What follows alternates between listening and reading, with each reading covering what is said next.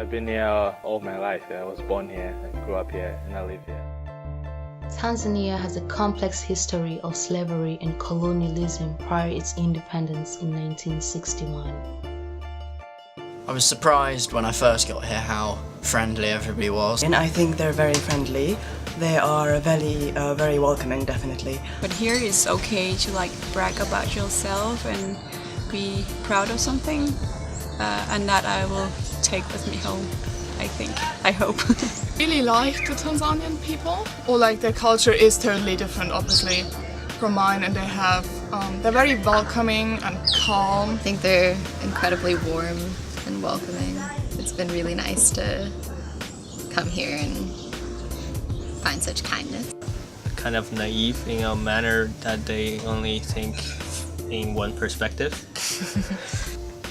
The understanding of that you are not just with yourself, you are also have to come and open a little bit more than just calling everyone else Muzungus or China in my case. Mzungu is a well-known word for a Westerner in Tanzanian society. However, it bears some stereotypical meanings: wealth, education, and superiority.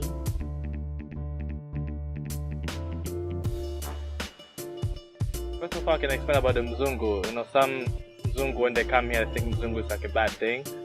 Mzungu is actually like a white person who's not from here. And actually, when we say Mzungu, it's more like there's more positive stuff. There's no negative stuff. Like Mzungu, like people who live in Tanzania, they think Mzungu are very smart, very educated, and also very wealthy. They're not so many poor Mzungu. That's how people think about Mzungu here. Well, I think Wazungu are great people. I always like mingle with them and just trying to get something new, to know about the world and stuff like that. But I think they should understand that people here can do something better, and they're independent, and they can do from their little business that they do, they can get bigger thing out from it. So the other Wazungus that are just not respective to what locals are doing typically here. So I would love maybe them to respect it a little bit more from what and appreciate what is produced here in Tanzania. We cannot force them to develop in what we think is the right way. So they will do it in their way, and they are moving on, so you just have to wait and see, I think. There's women, very, very much. Women are extremely discriminated still in the Tanzanian culture. Generally, just how they see them or how they perceive them as the wife and the mother of the children who just stays at home and cooks. Unfortunately, that's still very, very deep within their customs and traditions.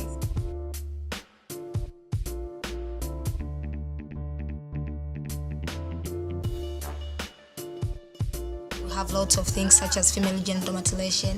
There are some people who believe that you can't live without having such a thing, but we see people from Western countries don't do such a thing and they still exist.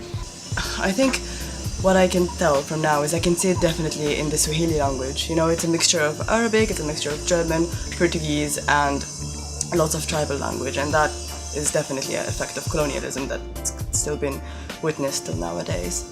I don't think it completely belongs to the past, of course, but I think they are developing in their own country now, so I don't think it's really big problem anymore. There is, we refer as the white people area and here, and you can see there is a huge gap in between. If I would be lying to say that, hey, these two are only because white people came in and they are rich. It's also because of a trend where it used to be colonized like so, and then it becomes something like that. Despite its independence, several traces of Western culture are instilled in the society. For instance, the use of English language as social differentiation. English is still a fairly widely spoken language. It's mainly spoken at higher levels, so higher government levels and in the higher positions for jobs. So I think in terms of sort of the top tiers of society, it is still quite a big thing. This huge worship of Western culture, which makes me deeply uncomfortable because I think they should resent that Western influences have kind of had a big role in making things a lot more difficult here. Could such stereotypes be a legacy from the colonialism era? Yeah, we do have from colonialism, but but most of the colonialism era will be more like be more positive. it's not negative. Especially maybe education. People before that we didn't have any school, so now we have school. So everyone wants to get education, to be educated, to get a better job. And maybe like English. I think maybe English is the big thing which changed us here. Like English is more like prestigious language. So if you speak very good English, that means you're like a high class. With more than you speak Swahili. That's the only thing like which ruin our culture is the language. There's a lot of people that embrace English, and you perceive to be so important if you speak good English, and you can be hired anywhere. And so Kiswahili is not like perceived like a very special kind of a language. Well, it should be, because it's our mother tongue. And well, relating it to colonialism, yeah, it's kind of, if you not embrace your own culture, then embrace other people's culture. You're being colonized, but just don't know that you are.